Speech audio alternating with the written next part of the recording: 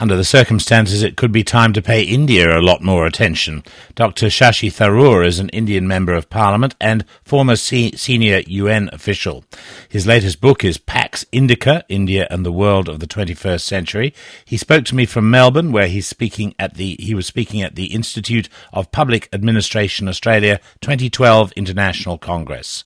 Australia is an important country for us. We're very glad that Australia has agreed to start selling uranium to India, for one thing. But that apart, there are good trade relations which can be strengthened, and there's tremendous potential for mutual investment. In fact, Indian IT companies have discovered Australia. Indian mining companies are coming into Australia and looking closer. And I suspect there are many other areas waiting to be discovered in Australia that Indian businesses would benefit from.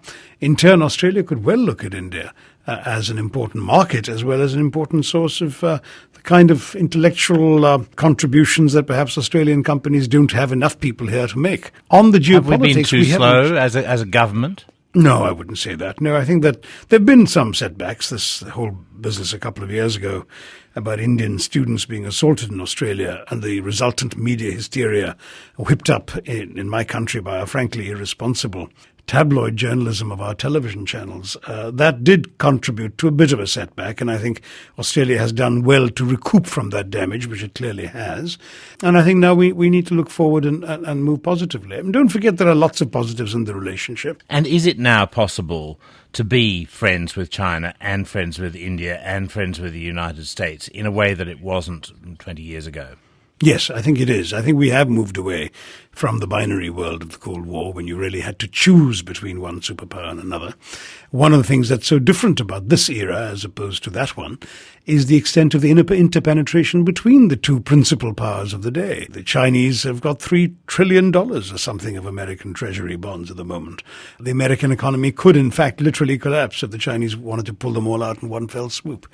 The Americans, in turn, are hugely invested in China. In fact, a large percentage of China's economic growth is attributable to American investment in their country. So this level of cooperation, interpenetration, now educational exchange, cultural exchange, business exchange that's been following, I think gives us a very different world. I think if the Chinese and the Americans can get along with each other, despite the factors that suggest rivalry, there's no reason why we can't get along with both of them. And people talk about a sort of demographic ceiling that China's going to hit well within the next 20 years, and they suggest that India is about to take off doubly so at about that time. Do you agree with that? In part, yes. I mean, there's no question the Chinese one-child policy is now turning out to bite them in the ankle because you've got one child essentially struggling to support four grandparents. And this is going to be a problem. Plus, China is aging. They will soon be one of the oldest countries in the world because they won't have produced enough young children to help bear the burden as well as to keep the economy humming. Whereas India, where 65% of the population is under 35, where 540 million young people are under 25, India could essentially be the workhorse for the world, could have a dynamic, productive, youthful workforce for the next 30 years while the rest of the world is aging. The big but is we have to get it right in terms of educating and training these young people.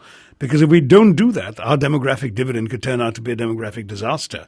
Because these same young people, if they don't have an education or training, don't have the skill sets to take on jobs in the new economy, don't have the ability to take advantage of their youthful energies and work for the world, they could instead pick up the gun. And we already have Maoist insurrections in some of our districts, which could get completely out of control. So it's only partly true because we still have to get the policies right. But India is already starting to ramp up its navy, for example. Yes. For a country like Australia, does that mean there will be much more projection of Indian power into our region? Well, we've already had naval exercises with the Australian Navy, and I think that given the extraordinary amount of coastline we have, it's natural that we should have a much larger Navy than we have right now, because we have a legitimate interest in keeping sea lanes of communication open across the Bay of Bengal towards the east, that part of the Indian Ocean, and across the Arabian Sea towards the west, the western part of the Indian Ocean. And India, to be a naval power in the Indian Ocean is almost axiomatic. But we also have never expressed any belligerent interests in that. We want to keep communications open. We want to see commerce flowing across them. We have been ready to respond to humanitarian disasters. The Indian Navy was amongst the first and the quickest to come both to Indonesia after the tsunami and to Burma after Cyclone Nargis. So it's that if we have that capacity, we are very happy to use it to help our neighbours when needed. Shashi Tharoor, whose book is Pax Indica, that's part of a longer interview which will be on this week's edition of Friday Late. That's on Radio National after the 10 o'clock news tonight.